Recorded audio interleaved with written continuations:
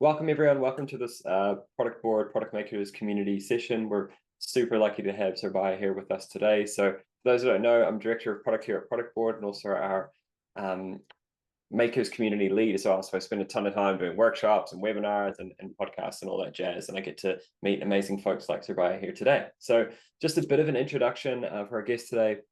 She's got over 18 years of experience in building products for some of the biggest names in tech, including Facebook, Tesla, Amazon, Zoox. Is it Zoox?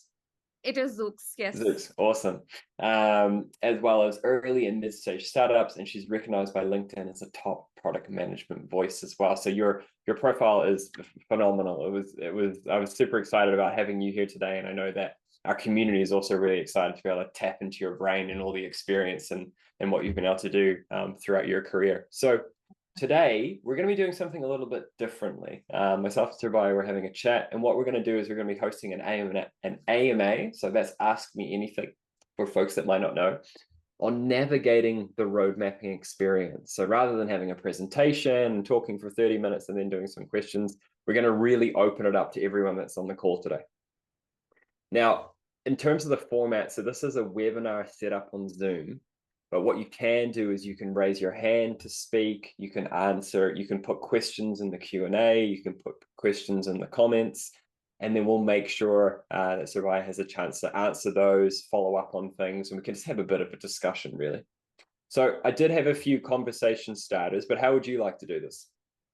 Yeah, let's keep it super conversational. Let's you can start with any questions you have, Adam. And I think in the meanwhile, I'll encourage folks to ask questions. I would like to keep it super interactive. And you can also chime in. You have a lot of experience building Productboard, and we use Productboard at Zoox. So yeah, would love to hear your perspective as well. Yeah, brilliant. No, I'm happy to do that. Sounds good. So for folks, I see a few other folks that just joined. So this is going to be an AMA chat. And this is really your opportunity. If you think about, we're heading into a new year. Some folks are still doing their Q4 planning if you're finishing your quarter in January, which always kind of weirds me out a little bit, but now I'm getting more used to it. So this is your opportunity to share knowledge, ask questions about crafting roadmaps and how we approach it. So I think to kick off, really, I'd love to know a little bit about how you think about setting the scene for the coming year. So as we approach 2024, I think it's a good time to kind of reflect on how we've done for the year. I know it's been quite turbulent for a lot of people and a lot of companies, but I'd love to, I guess, get your thoughts on how you think about it in terms of the kind of high level overview of how your team plans for the coming year, and like what are some of those activities or rituals or I guess, tactics that you use to plan for thinking about your roadmap in the coming year? Excellent question. I would make it a little more generic rather than very specific to my current role. Mm-hmm. Okay, so I would start here that, most of in my roles, I've never planned for a full year. As you know, as you said, the environment is so dynamic, the world is changing so rapidly. So definitely there is a fine balance between a longer term planning and a shorter term, which could be a quarter. Again, that depends on whether you're working on a direct to consumer B2C product or a B2B product. Generally, I have seen in B2B products, you have to give a little bit longer commitment because you have these other businesses who are onboarding onto your product, and you have to align with their needs, and they have to plan their roadmap based on your roadmap. Maybe like Productboard is something I can take an example. You can correct me that we need to know if you're introducing something, if you're going to use, but let's say it's a SaaS product that we are heavily relying in our business. So, and also then we need to know what's coming, and it couldn't be like super granular, but that's where you need an annual planning. But in a product which is very direct to consumer, sometimes we have more leverage to learn along the way. So I would say in my current role or in some of the previous roles, it's not like a full year planning, like for 2024, as you said, but more like smaller, could be half for our quarter, depending on how the release cadence is in each company or the planning cadence. So the idea is more, I use this framework, which one of my friends, we made it together. I'm writing a book for that. Like we call it 1001 framework. It's really like there is a lot of input, which is like, what are our real goals, that what's the company mission, and then we drive the goals. Then there is a lot of user learning depending on different type of stages where the company is, whether you have data or real user research. But really, that's all input. And then many product teams drive outputs, which is like, okay, what are the features, the planning, the product roadmap is one of the outcome of, output of that. But really, what matters to a company's outcome, whatever you have done, what is the outcome? And then what is the impact to the business? So in my planning process, I generally focus on reversing this order. So this 100 framework is really input, output, outcome, and impact. The easier way to remember is just 1001. But the idea is, even for your roadmap planning, you start working backwards. So what's the impact that you want to bring to your business? And then you see, okay, how does that impact translate into an outcome? I'm happy to take an example to explain it to the folks. Maybe let's take a checkout example. I think people are very familiar with that.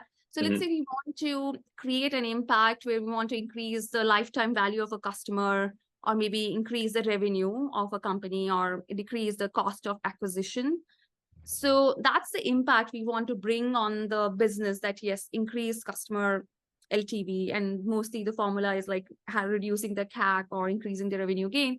Then the outcome, how can we do that, right? We think about working backwards, that what would it lead to? Maybe we need more signups, that could mean to more referrals. I'm just taking a very, very rudimentary example here.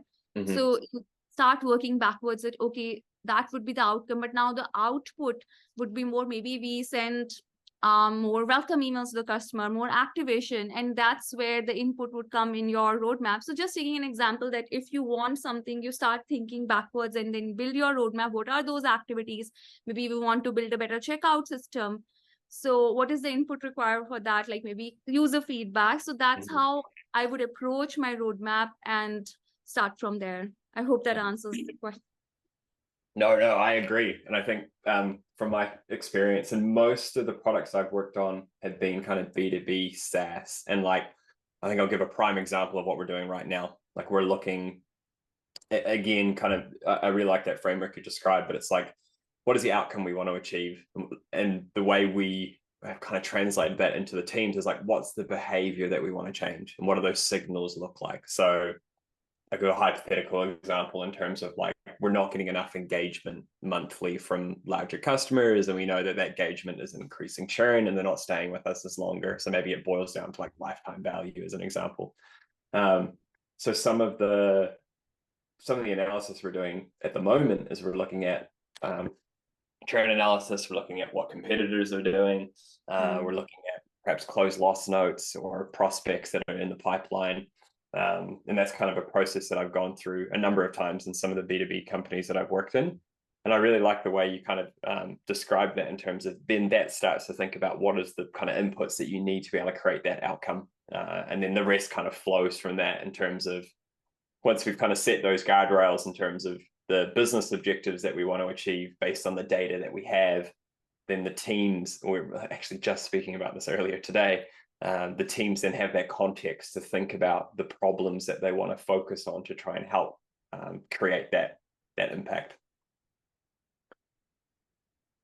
Yeah, totally aligned with that. And one more thing I would add is like, definitely focusing on outcomes is awesome, but if you can have an impact driven approach, that will be great. And sometimes it's hard to quantify it depending on where your product is in the life cycle. Yeah. And sometimes it's even hard to bring outcomes. So it could be a combination of like some outcomes and impact. The better you can focus on impact and outcomes, the better it is. But sometimes just not possible. Maybe it's a very new product and you have to drive some outputs. Yeah, and I completely agree. And I think if you're more comfortable with that, I think it allows a lot more flexibility. And one thing you mentioned, and we'll jump to a question that we just got from Daniel, that I really like is, you think about the different outputs that you need. It might be an emailing campaign. It might be something to do with sales. It might not necessarily just be a product area that you need to improve on. So I think that's a really good reminder, because it's easy as product teams to get in that trap of, oh, well, we need to build this thing. So yeah, I think that's a really good reminder. All right, we have a question from Daniel. So Daniel asked, do you require approval from directors to move forward with the roadmap? If so, how do you present this framework to them? Okay, very good question. So yes, in most companies, it's like I wouldn't say like approval from directors, but aligning everybody. It could be your higher ups, your peers, everyone, right? You would need, because as a product person, we are not really coding or building anything. So but whatever we are doing, we need to make sure that it is useful for the customer. So because product is a function, that's a voice, that is voice of customer. So bringing that perspective to the table, but then we need to align first our immediate XFN, that are they on board with our thinking. And usually I don't think it's just the product person who is doing this, it's everybody is worked together as a team with the research, design, engineering, you gather the level of effort, everything, and then you present it to like maybe there are other product teams, so you need to align with them, other dependencies, maybe there's legal needs, some, so you actually align with all stakeholders, and of course get a buy-in from your leadership to get a sponsorship. So the process to do is to really align on what is this outcome that you're looking for. Because if, let's say, the company has a different outcome, but your product team has a different motive, then it is not going to get a buy-in. So really get the buy-in at a higher level. Then as a product person, you work with your XFN and build this strategy and then roadmap, but then align it. Generally, I would present it depending on the company, how formal it is and what's the process like. Usually it's not one, like I would say one format or like one way. Some companies have different planning phases, like maybe it's a roadmap show, like, okay, you present it within your group and then it gets signed off. Like in Meta, it was a little bit formal. It would go at up to like maybe Zuck level for important projects. It just depends on your company. In Tesla, it was a bit different. At Vision Digital Organization, you would align with everyone involved and every product manager presents their roadmap. And if there are any discrepancies or anything, I have heard, at least I have not faced that, but I've heard in some companies, maybe there are multiple product teams working on a similar initiative, then that sometimes get like it's not the best case scenario. What I've heard from many friends, they get to know only during this roadmap show that okay, there's someone else also building. Then of course you either work with them or figure out a way, as your management says. But the idea here is to align with the high level company mission outcomes, and then it's easier to get a buy-in for your product. And definitely you have to advocate why you are building something, so you need to be super clear. One framework that recently in one of my work like projects I'm working, we have used is MVP versus MLP, where it's like it's a brand new product and there are a lot of things with a lot of energy that folks want to do, but at the same time we need to be super like super sure what we are doing and learn from that. And we have of course limited resources all the time, so we are saying, okay, what becomes our MVP and what becomes MLP, like, as you know, viable product and lovable product, and use that framework to even guide our management. Because sometimes they want like, okay, we really want to do that, looking at the competition, we want to set an example, but then you have to be very practical. Can we do that? Is it worth doing today? Does it meet our end outcome or impact? How much it is meeting? Is it requiring so much effort that it's not worth doing? So that's the knowledge you have to bring in and educate your directors or management, whatever level it is, or directly to CEO, CTO as well. Usually I think it's the entire hierarchy that is involved.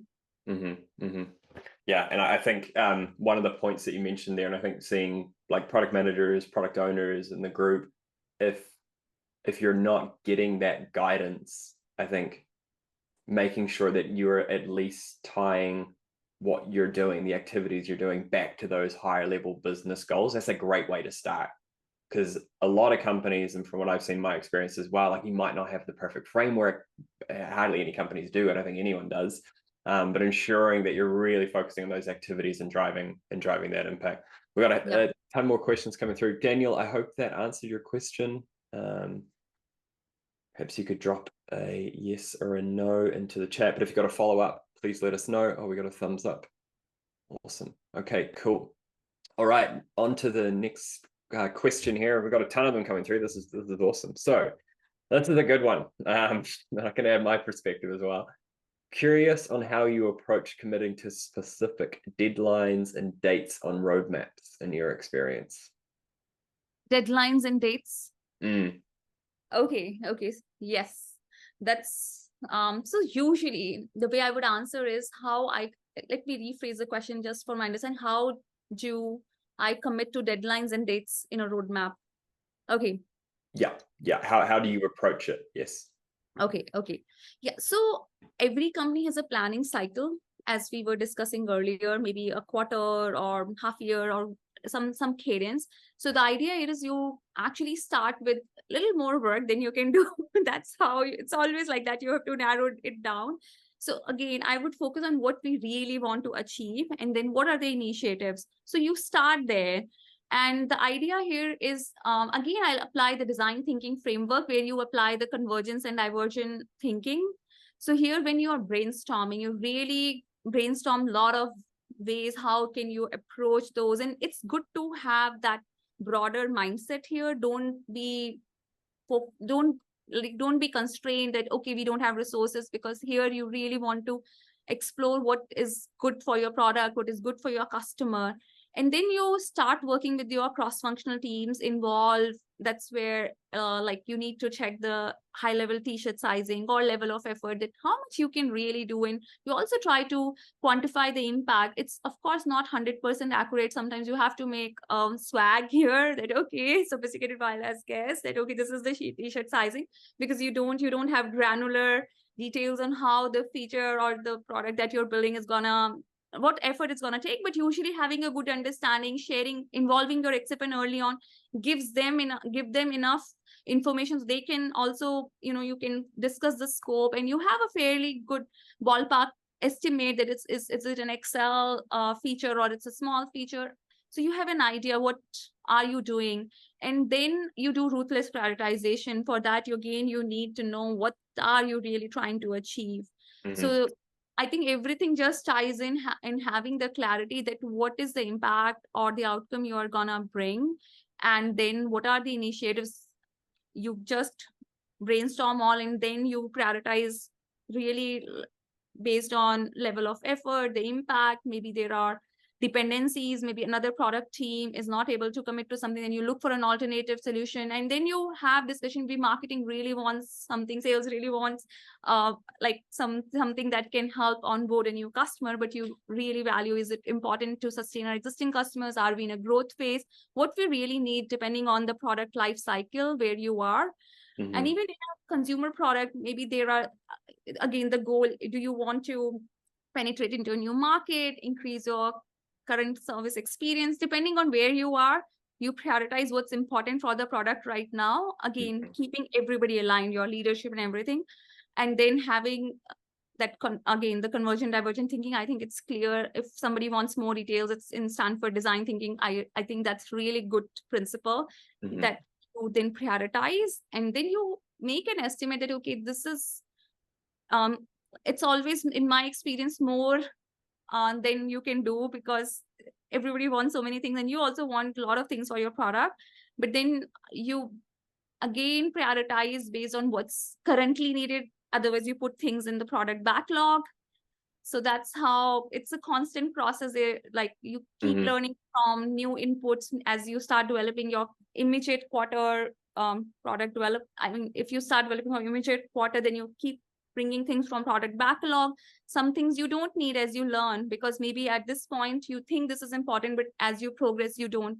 So to answer your question, I think I would use that thinking process where you have to really analyze when to think broadly and when to narrow it down, and have this clarity what you want to do, and then applies those principles, looking at level of effort, impact, dependencies, confidence level, etc.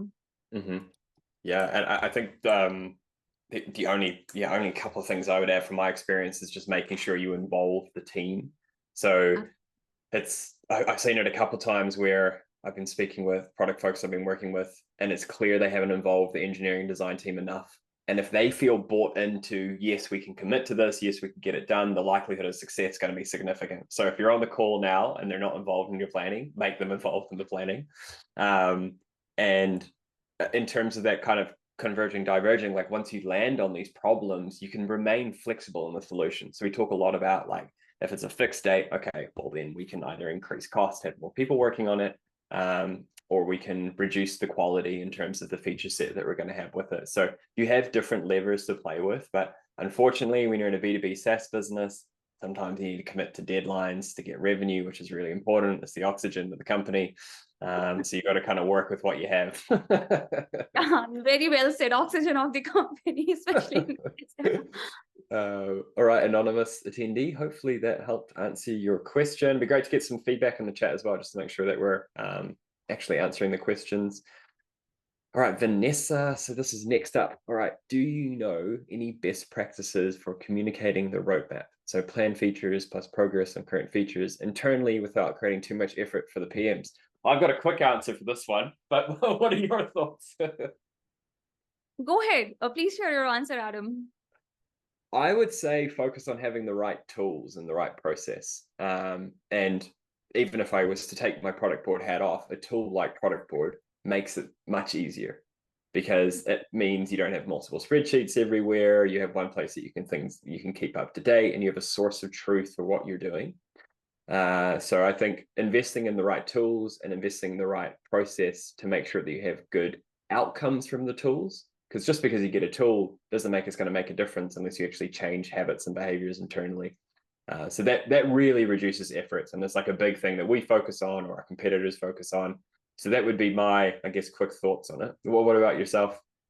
I would say +1 to that. As I said, in my current role, we do use Productboard, and the idea is to minimize any other sources of information, have one source of truth. I would start with, like, it could be any tool, but have one, because that's where the work adds on. If you have, like, okay, you want a presentation, an Excel, and a tool, maybe Jira, Productboard, right? Different companies acquire multiple products, but having one source of truth is good. And then maintaining it on a regular basis is super important. And also, everybody should have access to it.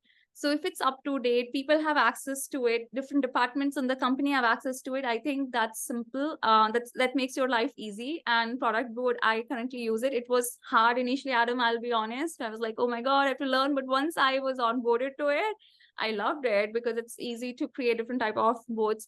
Others, I think with simpler products would be even having a simple Jira could work. I have used that in my past life, where you create different views. So the idea, I think I wouldn't depend too much on the tool, but following those principles, it's like widely accepted by different stakeholders in your company, because sometimes there is a resistance. Certain stakeholders don't use a particular tool. That is where the friction comes. Secondly, a tool should have some flexibility where you can zoom in and zoom out information easily, so that executives who need just a TLDR can have that view. And if somebody needs more information, they can go in the details. Thirdly, keep it up to date, because if it becomes stale, then the information is not going to be super relevant. And yeah, I think Productboard needs that. So of course, it's not an ad. You didn't tell me this before, but I think it's helping me currently in my role. So definitely would encourage folks to use it. On another note, I have even used PowerPoint in one of like startup companies I've used. So it was a little painful with the versioning and everything. So I would prescribe to a tool if to make your life easier. Yeah. Yeah, no, you're spot on. And one thing I really liked what you spoke about was kind of the zooming in and zooming out component of it. And I feel like throughout my entire career, I'm still learning what is the best way to communicate what I'm working on, what is the value. And I think, Vanessa, for me, one thing that I've tried that's worked quite well is asking them what information do they want to see? What do they care about? What are their goals? And then that will start to help you cater the information, whether it's a roadmap or a backlog or something else, to make sure that they're getting the right information from it. Yeah, awesome. All right, thanks, Surveyor. Great answer. Okay, I'll just tick that. And Vanessa, let us know if you have any follow-ups to that. So we have Norman up next. I don't know where Norman is dialing in from. He didn't say. Welcome, Norman. So Norman said, how do you deal with changes to the roadmap, which might clash with already existing external expectations or plans? So yeah, I guess how do you deal with if things need to change on the roadmap and there might be different expectations on what's supposed to be delivered? Yes. Yeah, we live in a constantly changing world. So definitely there are sometimes changes required. from your plan. But the idea here is, I'll go back to this, that you really make your roadmap based on agreed goals, so that if there is a change that's coming, you first need to evaluate why this change is coming. Is it because sometimes somebody would come to you, or really need this, sneak this in, then you have to advocate that no, this is not the right time to do, and you have to push back. So if you are convinced as the product person for that product that this is something that's needed because of maybe changing customer needs, changing market environment, maybe now Gen AI is out, you really need to leverage that new technological, insights that world. Basically, there could be something, because world is changing. So maybe there is an impact, maybe there is a policy change. So you have to first really see whether it's a valid request that you need to cater to, or just some stakeholder is asking and changing your roadmap. So you have to protect your roadmap. So I would say that if this is, let's say, of that category where you have to address because of some real important external factor, then I would be very clear that I would estimate, okay, do we have to do that in entirety, or can we reduce the scope? So basically understand the scope, plan that out, whether it's urgent to do now, or do we just plan? Is it just product work? Do we need design and engineering work as well? Is there a workaround? Is it aligning with something that's already in our roadmap or in a backlog? Sometimes we have things in our backlog, we need to push it. Sometimes we are doing some part of it in our roadmap, but the scope changes. So really evaluate what is something that we need to do. Also have level of effort, again involving your XFN helps here, that what is something you will have to compromise. So having that clear communication will be helpful with your stakeholders, again all the people you involve in planning, whoever is impacted. Maybe sometimes it's everybody, sometimes less number of stakeholders, but you have to communicate the trade-off. If we have to bring in something, you will have to let go of something, or you get more sponsorship, more resources, because either you increase your bandwidth or you trade off something. So sometimes those are, or not sometimes, always those are the hard questions, and that's where a good PM versus an average PM stands out. That how can you convince your stakeholders and agree on, like, either pushing back or these trade-offs that you have to make, or increasing your resource bandwidth, because every time increasing resource bandwidth is also not a good option, because then you're just building things which may not be really required, because that inflates your product. So I think that's the mental model I will use. And then execution just depends on your individual environment, that how you have to proceed with the process. But just to recap, I would get the full understanding that why we have to make a change. If you are convinced with the data, as I said, you need to gather all that. Then you present, of course, involve your XFM, get the level of effort, that like what trade-off you're recommending. Maybe there are multiple choices here. Then get a buy-in from your higher-ups, and again, your whoever is getting impacted with the product, involving your XFN here, and then proceed with the change. But most of the time, you should be pushing back. I would also recommend that highly. Yeah. Yeah, awesome. Very thorough answer. Thank you very much. And who do you, I guess, quick follow-up question from me, who do you work with throughout that process that you described? Like, who would be the main players that you would work with? So let's take an example. It depends actually what is something that is coming. Sometimes it's very, very like salesy focus, that okay, we need to have this new thing in the product, then we'll get this major new account. Then you really see, do we need that? Is it even, actually one more point I forgot to mention in this kind of scenario, or actually it is just valid for this scenario, is you need to see what you are actually being asked to do, whether it aligns with your mission and outcome, because some requests are not. So I think I'll involve the stakeholders actually asking for a change. But if it's me as a product person, I have a new insight, then I would have a thorough homework on how can I support with data to my XFN and higher-ups that I need to make a change, because it could be driven by you also, as you have a new learning, right? So really gather all the information and then involve appropriate stakeholders. If it's I'm assuming engineering is mostly required, so involve your engineering, XFN, your design, your research, data analysis would be required. So depending on the situation, I don't think there is a formula, but if there are dependent teams, involve all of them, and of course your higher ups who have signed off on your original roadmap don't operate in isolation, because in some companies you commit to certain outcomes that you are going to bring with an initiative, and then if you're not doing that, doing something else, that would not set you up for success. Yeah. Oh, brilliant. Awesome. Thank you. Okay, we've got Matthew who raised his hand. So I think, Matthew, you're going to be able to ask with your voice, I believe. Matthew.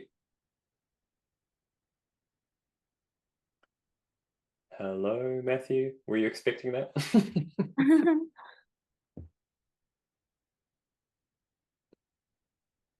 All right, Matthew, we'll come back. A question from Ayushi. Yeah. She says, how to say no to stakeholders for a feature request? Do you recommend sharing the why? Absolutely, share the why, gather all the data that why yes or why no.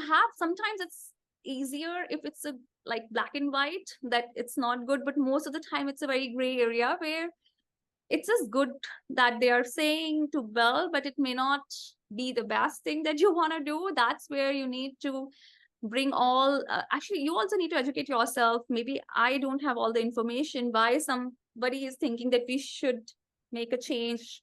So gather that information, have involve all the people who know they can help you with the information, so that everybody is on the same, I would say, same parity with the information. So that you have heard that common joke, like there is an elephant in the room, somebody is seeing the tail, somebody is looking at the trunk, and they have a different perspective. So everybody should have all the information very, very transparently aligned on the goals. Then saying no is not hard, because you have facts and it's not something that you don't want to do, but it's not good for the product. So I would say just don't be like very, very narrow focus. If some executive is saying we need to do that, you have to challenge them as well. And it's like the quality of a good product person. Yeah, completely agree. And I think the only thing I would add to that is not taking it personally. Like it's the work, it's not you. And I think it's easy to get caught up and so invested in what you're doing that you'll keep, you'll keep the blinkers on. All right. Choose your battles. I would also say sometimes you have to choose your battles to fight for. If it's something really small, then you have to make sometimes trade-offs that okay, but so you need to see where you want to invest and focus your all time, energy, everything. So pick your battles. Yes, wise words. All right, looks like Matthew is back. All right, Matthew, back over to you. All right, I think you can hear me now. Yes. Fantastic. Thanks both for your time here. A bit earlier in my my journey here. So my question is, when you, I guess at a high level, when you're making a roadmap, what goes in and who do you share it with? To expand that a little bit, it could be feature release based, it could be objective based, sometimes it could be much more granular even to what's going into sprints. So I'm wondering, do you have a general formula or template of what you're including? And then perhaps not everyone needs to see the same information. Someone in leadership might be more focused on objectives and high scale timelines. So I was just wondering what your inputs are there, and what's your thinking about who needs to see what and dividing that up.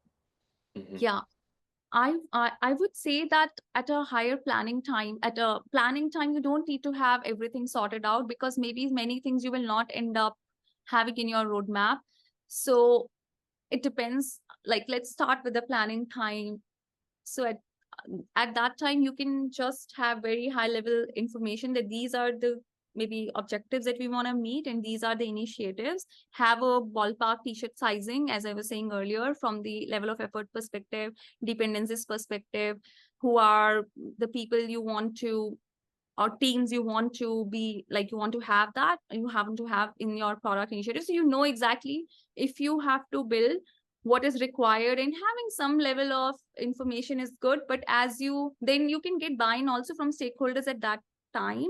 But if something is committed, then at that time you go and get more details. But if you have some insights, you keep adding to that. It depends. Not every, I would say, item in the roadmap has equal level of clarity. Sometimes some items are more ambiguous than others, and that's okay, because you can mark your confidence level is like low in this respect, because you could be transparent here, you just don't know, but you will explore, and it's important to do. So I would start from low level information at planning, but as you go through the road mapping process, maybe you've already signed off, then you furnish it more. And that's where the changes can happen. Sometimes you can learn something new and you're like, okay, this is something we didn't expect. It's a new information, and then you make adjustments and changes. And I think that's totally okay to be with, again, nothing personal. As Adam said, it's like dynamic environment. As you learn, you operate, we work in a very agile and dynamic world. So yeah, anything you want to add, Adam? Not a ton. I think, I guess only some of the points that I would add would be around once you're at a certain stage, like just say you're providing a draft of your Q1 roadmap as an example, like there's kind of a set of like criteria or attributes that you would generally look for in terms of what is the problem, what does success look like, how are you going to bring it to market, what is the effort, and the story behind why you're structuring it in that way. Why does that make sense? And generally, they're the types of things that I would look for in my teams in terms of, has the thought gone into it? Is the why there? Does it make sense? How does it connect into other teams? Have you spoken to other teams? Are there dependencies? Have you spoken about those dependencies? And then what's the risk involved as well? Because generally, I think it's easy for us to be like, oh, we're going to do this, but we don't really talk about the risk. And a lot of the time, the teams will know this. They'll be like, wow, we know so-and-so is only 50% on the team. It's like, okay, well, what's the team capacity? Is there any big holidays coming up? So thinking through kind of that set of criteria and then aligning on it as you get more granular is important. I really like what you said. Having the clear success metric is super important, which and everything else, of course, but so that you know that you're moving in the right direction, even like not the ultimate success metric, but on the goal, like, are you moving in the right direction of the roadmap? That level of clarity, aligning with your team on that is super important. Does that help answer your question, Matthew? It does. Thank you so much. Awesome. Thanks, Matthew. Thanks for raising your hand and coming and speaking with us as well. Awesome. All right, we've got about 10 minutes left. We've got another question here, which is, apologies if I'm not pronouncing your name correctly, but Sai Harvey. And it is, how do you plan for effort to handle unexpected issues or bugs in sprint planning? That's a good one. Yes. Your thoughts on that? Yeah, that's a good question. And I think very important for PMs to take care of. Another thing to this is like technical debt, I would say. So again, work very closely with your XFN here on keeping some buffer of addressing technical debt, bugs, things like this. So in one of my product companies, we had this like, okay, we are going to dedicate around 25% of the roadmap to enablement work, engineering, technical debt, things like that. Because sometimes we tend to move fast, right? Because we are learning from customers, we want to build the best product, and then like making these short-term trade-offs where maybe you're incurring a lot of technical debt, and that's really okay, because sometimes you really need to see whether something is working or not. If it is not working, there's no point building a whole robust system. But when you have proven that, okay, this is successful, then there might be a time where you need to address it, because that adds to the level of effort for future features, or it's not stable. So you need to encounter that. You need to cover that. So I would say work closely with your XFN, prioritize it. You have to advocate to your higher ups that you need to have some like commitment for this work, and that's where you can help your XFN to actually get it, because sometimes engineers are not super advocating. So you need to work with them and present it to your leadership that why this is important. So you build a story around that by understanding, because maybe not every PM is technical.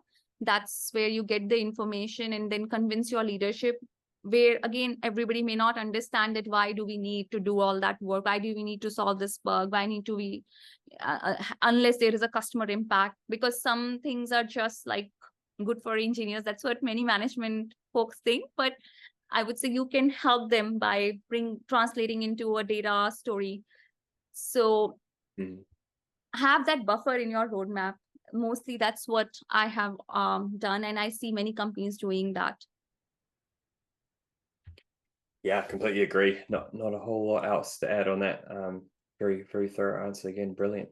All right, we've only got a couple of minutes left. We don't have any other questions now, but thanks, folks, for sending through tons of really, really great questions. So hopefully all the listeners here were able to get some good insight on that. There's still a couple minutes. We're going to wrap up at about 10:02. But I did have one question as a bit of a filler, but I think folks will find it helpful. So you've mentioned a few different frameworks that you apply, and I really love how you can just pull it out. You know how to explain it. You know how to apply it to what you're doing. Like, I think that's a real skill. Thank you for kind words, Adam. And what I'd love to know is just top of mind. What are some resources or specific tools that you really rely on? So we spoke about a couple of them, but I think it would be really interesting for the audience. Yeah. So for road mapping, I mean, okay, let's see.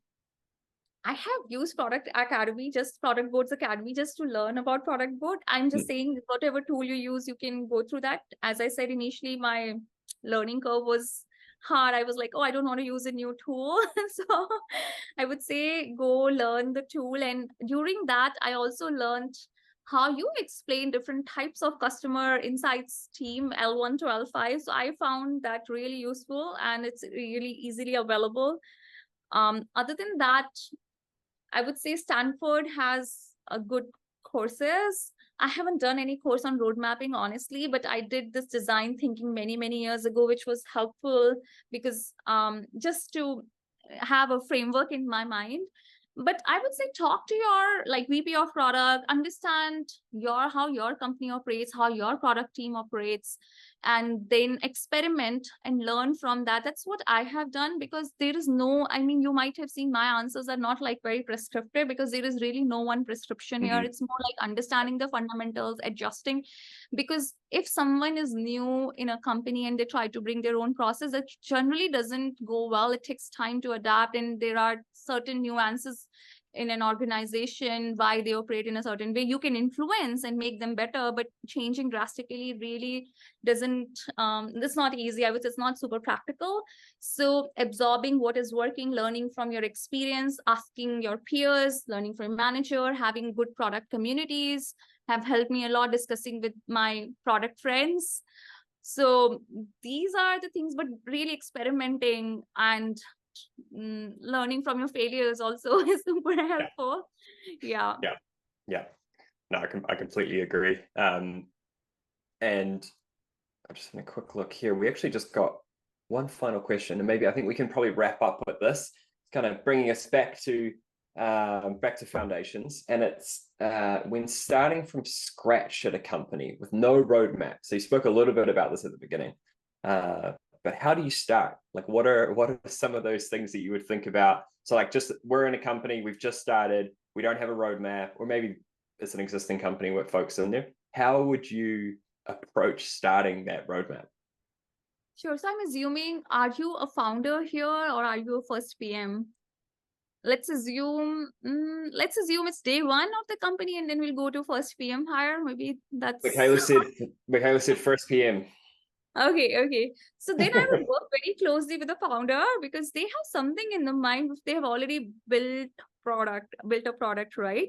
So usually I would say, if it's a very small, like a series or a seed facing company or series A, something like that, that's when people generally hire a PM. At that time, usually the founder or co-founder is the product person, because they are wearing that hat.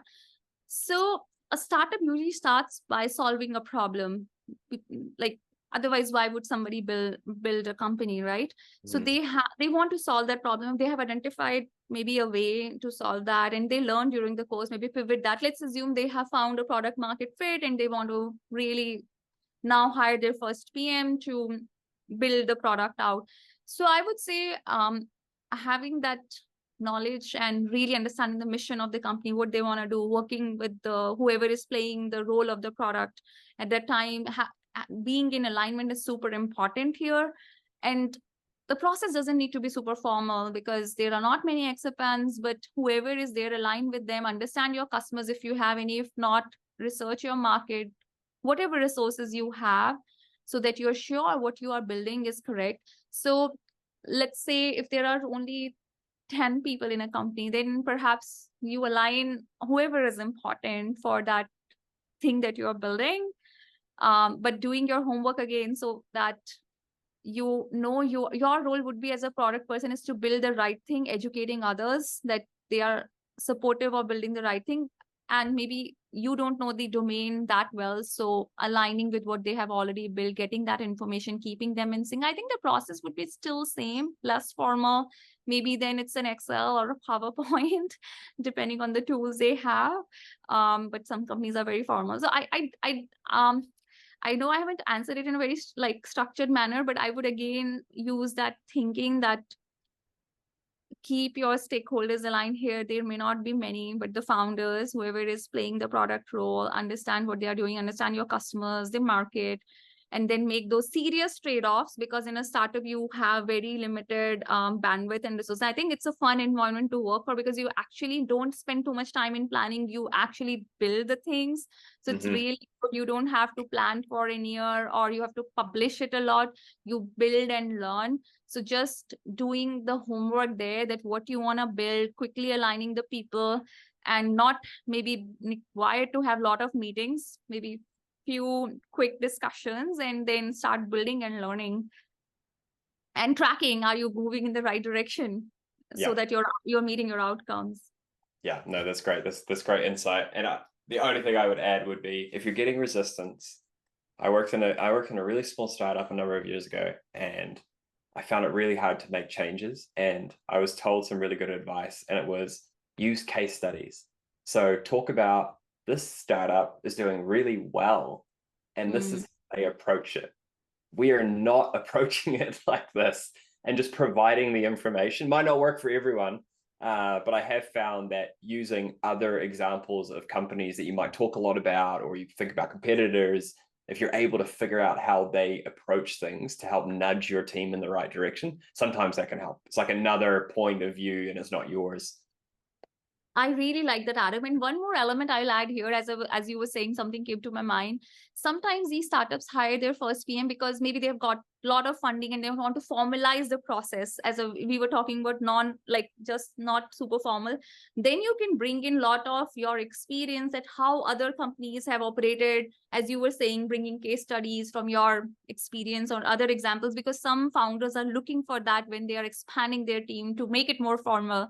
And that's where you have an opportunity to do the things based on your learnings and case studies, experience, everything. You can formalize the process. But I would again say, don't make it super cumbersome on day one. If you have that opportunity, focus on really driving the results versus making the process. Yeah. At least I have that mindset, get things done. Yeah. No, I love it. Here, look, you're an amazing insight. I really appreciate all the questions from everyone and your thorough answers and being able to kind of weave in your experience. So it was brilliant. We're at time now, so we're going to wrap up. But I just want to say thank you so much from the Product Makers community for joining us. I really appreciate it. And for everyone listening in as well, thank you for your questions and your insight. I've got two asks for you. The first is, if you want to keep talking about these types of topics, you can join our Slack community. It's very active. I'm there. Other folks are there as well. It'd be great to have you there. The second point is, I dropped a survey in here. We haven't done AMAs like this before. Survey had the idea. She's like, let's do it. Let's do an AMA. Let's not focus on a presentation. And I loved it. And I want to hear your thoughts on it, if it's something we should keep doing. So let me know in the survey or drop me a note in Slack. And with that, yeah, any kind of final closing thoughts from yourself? I also enjoyed having this conversation with Adam. Really good questions from the audience. So yeah, I enjoyed revising my own product road mapping principles. Yeah, same. Yeah, brilliant. All right, well, here, enjoy Hawaii. Have a great day, and thanks everyone. Thank you so much. Bye everyone. Cheers. Cheers.